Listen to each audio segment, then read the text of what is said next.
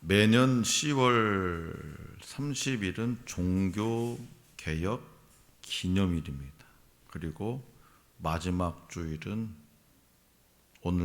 오늘같이 마지막 주일은 505주년 종교개혁 주일입니다. 종교개혁은 오직 성경의 권위와 오직 은혜와 오직 믿음을 강조하며 부패한 교황 제도 중심의 교회를 새롭게 하고자 한 교회 개혁 운동입니다. 이 개혁 운동은 1517년 10월 31일 당시 수도사이며 사제였던 마르틴 루터가 비텐베르크 대학교 교회 정문에 95개의 반박문을 내걸면서 시작되었습니다. 이후에 많은 이들이 개혁의 정신을 지켜내기 위해서 목숨을 걸고 힘써 왔습니다. 이로 인해서 가톨릭과 개신교가 분리되었고 많은 이들이 피를 흘렸습니다. 500여 년이 흐른 지금 우리 교회는 얼마나 개혁의 정신을 지켜나가고 있습니까? 개신교는 2017년에 종교개혁 500주년 행사를 아주 의미 있게 잘 개최했습니다. 기념 행사를 잘 치렀으니 이제 교회들이 개혁되었을까요? 공교회, 이 카톨릭이 동방교회와 서방교회로 나뉜 1054년 이후로 약 500년이 지난 마르틴 루터의 종교개혁이 일어났습니다. 그리고 그로부터 또 500년의 세월이 흘렀습니다. 학자들이 종교개혁의 주기를 500년으로 보는 것을 굳이 내세우지 않더라도 한국교회 이대로는 안 된다는 우리 안의 요구들이 또 한 번의 새로운 개혁의 움직임이기를 기대해 봅니다. 자, 성도 여러분, 혁명이라는 말이 있고 개혁이라는 말이 있습니다. 둘 다 비슷한 개념을 가지고 있는 것 같아도 이 혁명, 레볼루션, 그러니까 개혁, 리포메이션은 다릅니다. 혁명은 지금까지 내려온 권위나 방식을 단번에 뒤집어 엎는 일입니다.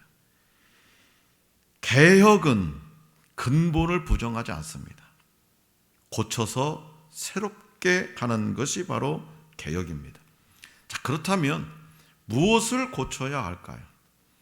무엇이 달라져야 개혁일까요? 여호와 보시기에 악을 행한 유다 왕 므낫세와 아몬이 죽고 아몬의 아들 요시아가 8살 어린 나이에 왕위에 올라서 31년간 유다를 통치합니다. 요시아는 어렸지만 선왕들과 달리 믿음을 굳게 지킵니다. 8살짜리가 뭘 안다고 믿음을 지킵니까? 역대하 34장 3절에서 7절에 의하면 요시아는 즉위 8년에 다시 말해서 16살 때 그의 조상 다윗의 하나님을 찾았고 12년째 되었을 때 20살 되었을 때 북이스라엘에 있는 우상들까지 제거하면서 종교개혁을 단행합니다. 그는 하나님의 말씀을 기준으로 살았던 거죠. 하나님의 말씀을 기준으로. 이것이 바로 요시아의 종교개혁의 첫 머리가 됩니다. 유다의 왕이 된 지 18째 해에 요시아는 대제사장 hil기야가 성전에서 발견한 율법책을 서기관 사반으로부터 전해받고 있게 되었습니다. 율법책을 읽은 후 요시아는 자신의 이 옷을 찢으면서 하나님 앞에 절실하게 회개합니다. 그 이유는 뭐냐? 이스라엘이 조상 때부터 하나님의 말씀을 듣지 않고 그 책에 기록된 것을 행하지 않았기 때문입니다. 실제로 이스라엘 백성들은 하나님을 버리고 다른 신에게 분향하며 그들의 모든 행위로 하나님을 경노하게 했습니다. 이에 요시아는 온 유다와 예루살렘의 제사장들과 선지자들과 백성들이 남녀노소를 막론하고 다 성전에 올라와서 모이게 한 후에 여호와의 성전 안에서 발견한 언약책의 모든 말씀을 읽어 듣게 했습니다.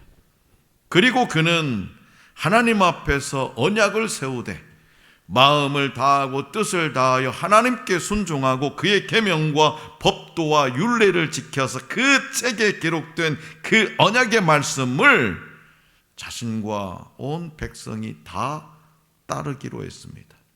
이것은 이스라엘 백성의 신앙 개혁을 선포한 겁니다. 신앙 개혁. 요시야 왕의 신앙 개혁 운동은 크게 두 가지로 나누어 볼 수 있습니다. 하나는 그릇된 신앙을 버리는 것이고, 다른 하나는 바른 신앙을 찾는 거예요. 그래서 요시야의 행적을 전하는 열왕기하 22장과 23장에서 우리는 몇 가지 사실을 알 수 있습니다. 첫째는 율법책을 발견했다는 겁니다. 이거는 이스라엘 백성들이 오랫동안 율법책을 잃어버린 채 지내왔다는 겁니다. 삶의 기준을 잃어버린 채 그냥 세상살이 돌아가는 대로 살아왔다는 거예요.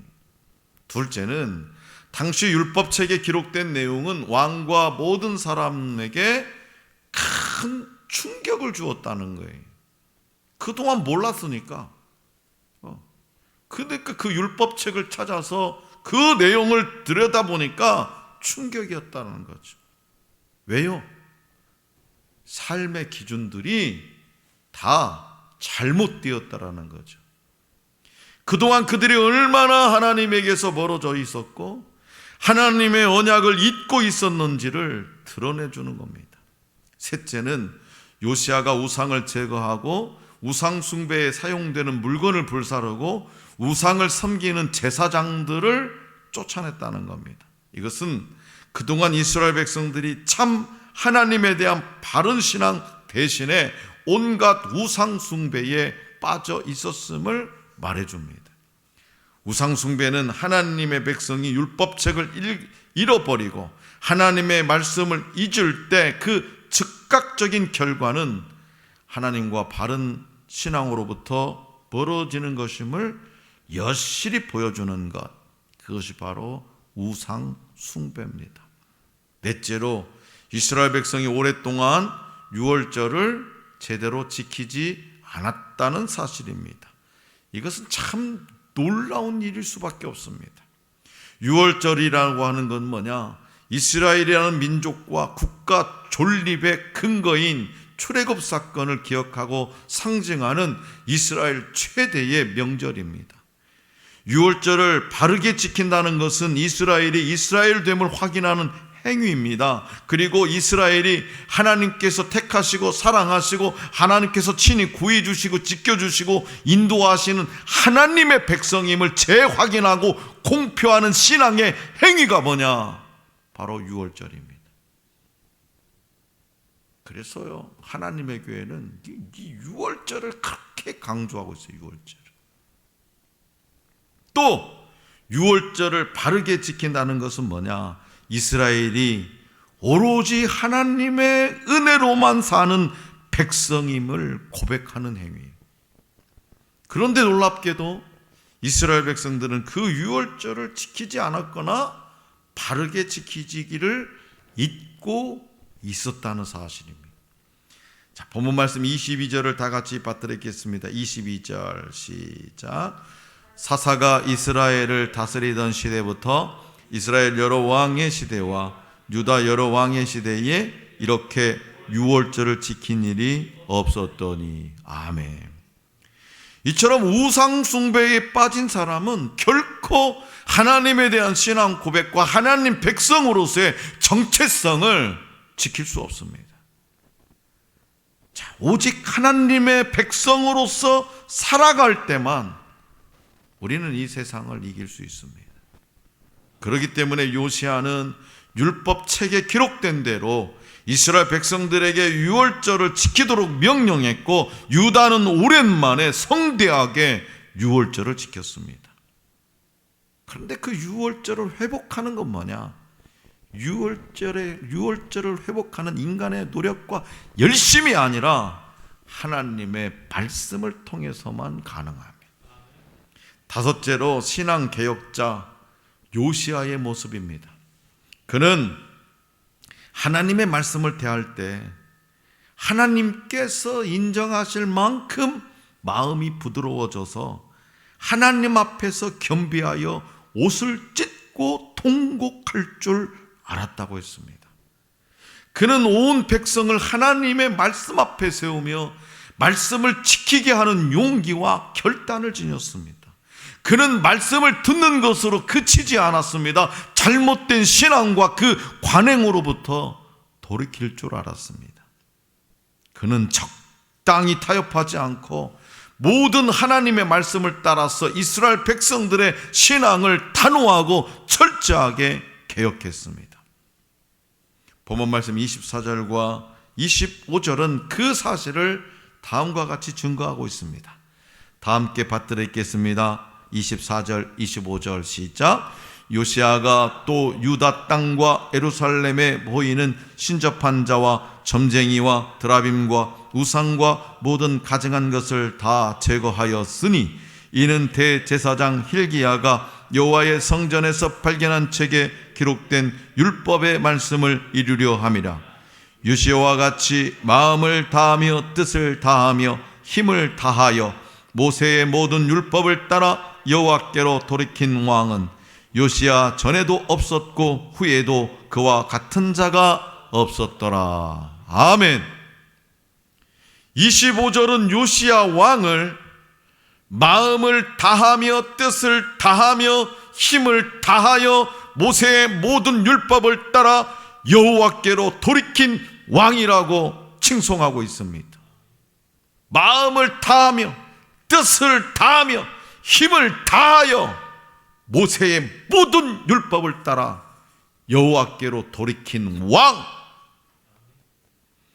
그러나 그의 종교 개혁은 하나님께로부터 이렇게 칭송받았던 그의 종교 개혁은 그해 사후까지 이어지지 못했다는 거예요.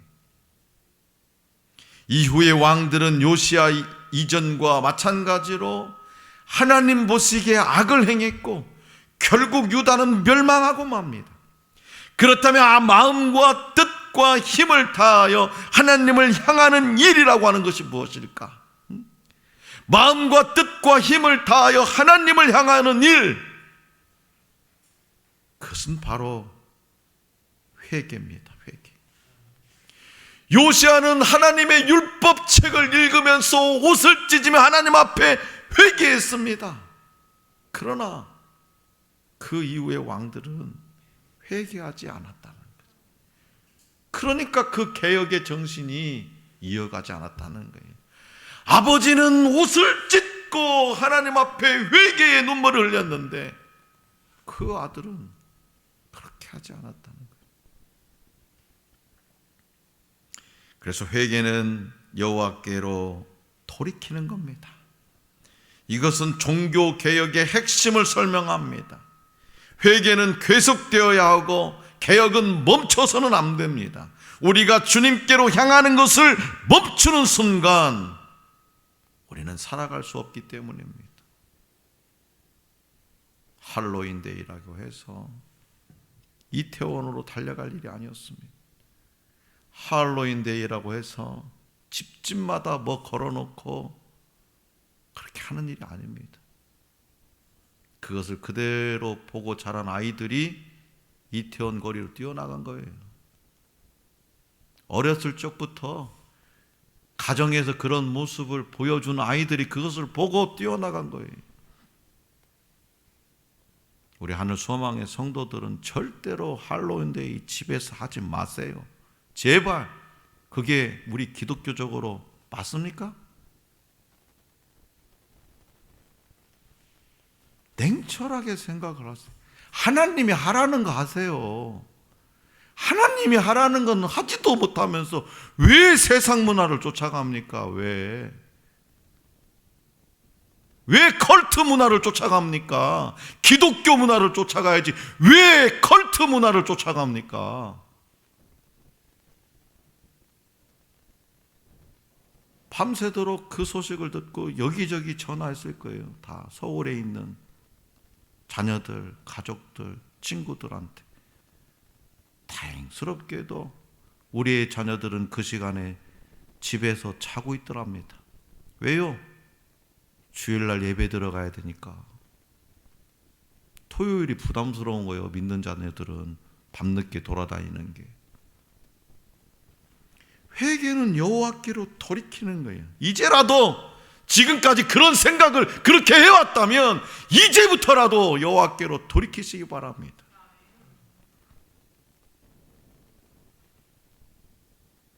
오늘날 교회도요, 사무엘이 외치는 종교개혁, 세례 요한이 외치는 종교개혁이 일어나야 하고 니느웨 성의 종교개혁이 일어나야 됩니다. 수문장 광장의 회개운동과 개혁운동이 일어나야 됩니다. 그리고 오늘의 종교개혁은 자기의 신앙개혁부터 일어나야 됩니다. 교회를 오래 다녔다고 해서 신앙이 좋은 것은 절대로 아니지요. 절대로 연조와 신앙은 정비례하지 않습니다. 오히려 오래 다닌 사람들을 보면 타성에 젖어서 하나님 앞에 형식적인 믿음이 되어 버리는 경우도 많습니다. 형식과 외식에서 과감하게 변화되어야 되는 거죠. 예수님은 외식하는 바리새인과 사두개인들을 책망하셨다는 사실을 우리는 가슴에 새겨야 됩니다. 또한 우리의 생활도 변화가 되어야 됩니다.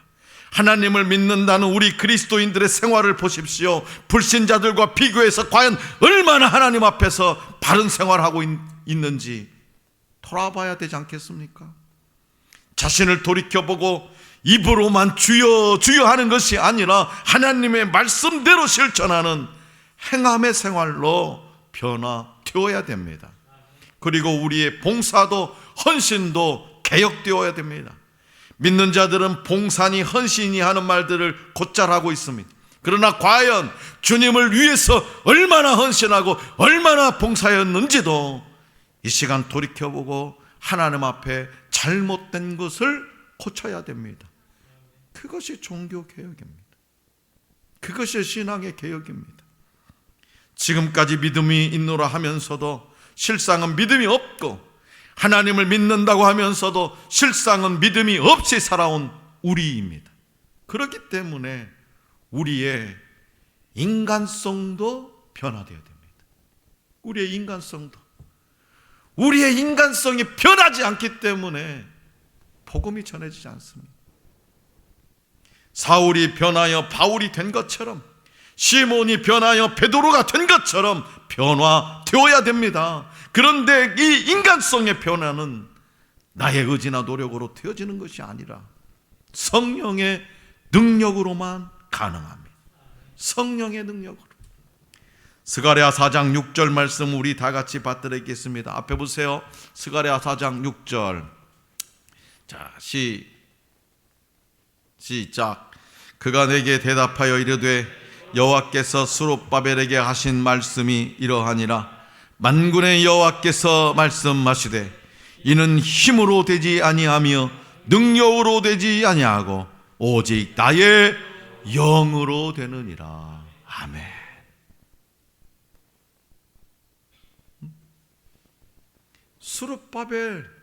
스룹바벨이 인간의 능력으로 하는 것이 아니라 하나님의 영으로 스룹바벨이 하나님이 맡겨주신 일을 감당할 수 있었다는 겁니다. 인간성이 변화되었다는 겁니다.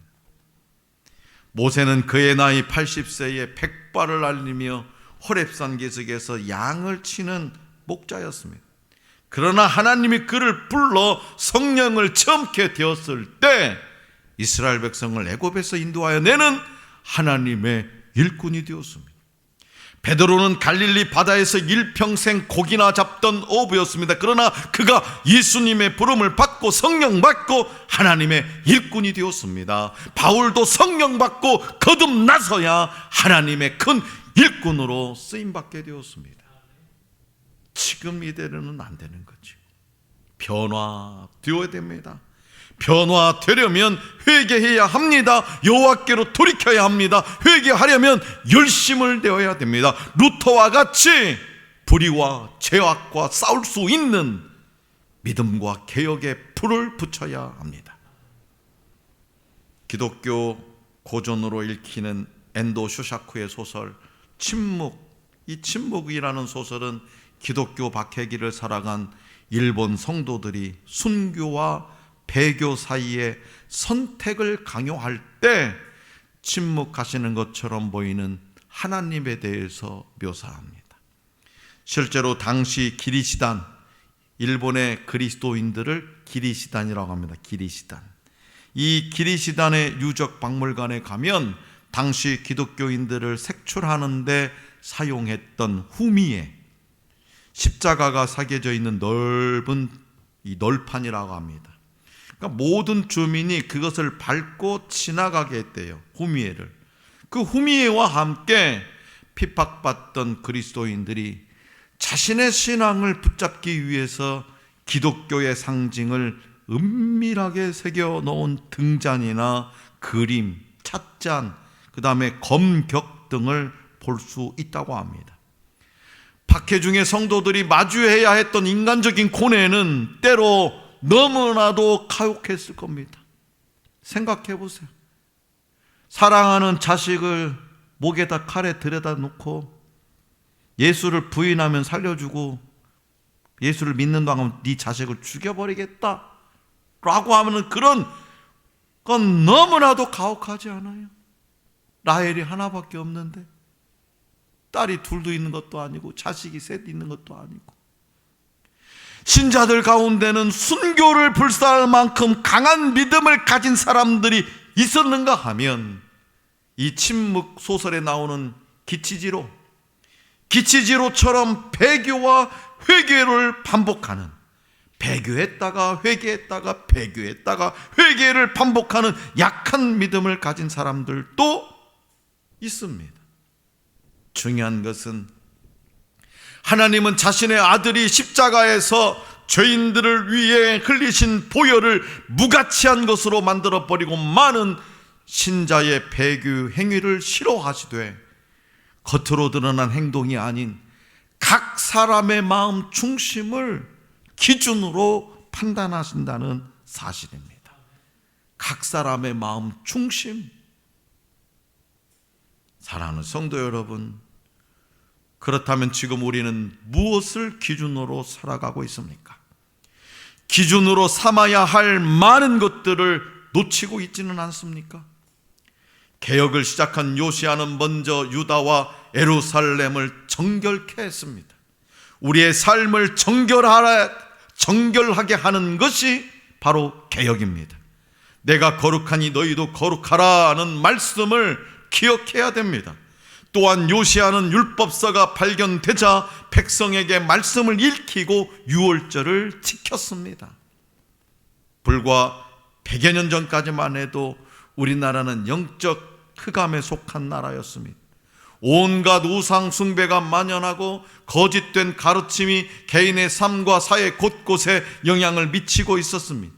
여성들은 힘든 가사를 도맡아 했지만 늘 이류 시민에 불과했습니다. 여자가 무엇 한다고? 여자가 뭐 한다고? 감히 여자가? 이름도 없고 교육의 기회도 주어지지 않았습니다.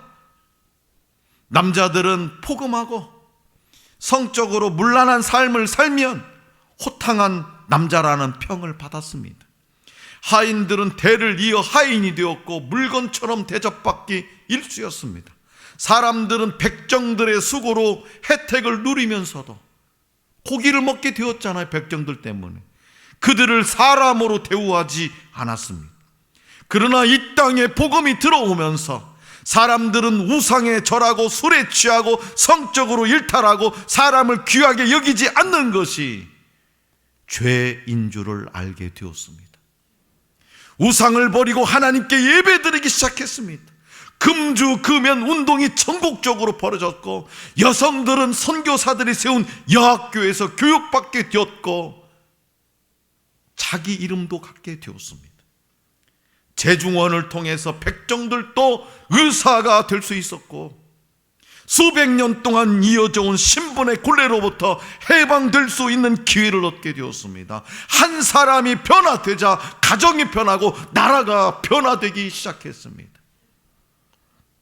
진정한 개혁은 말씀을 깨닫고 여호와께로 돌이킨 한 사람으로부터 시작됩니다. 임시정부 33명 중에 대다수가 기독교인입니다. 왜 그렇게 되었을까? 적어도 그들은 하나님의 말씀을 읽고 요시야처럼 옷을 찢으며 회개한 자들이었기 때문에 그렇습니다.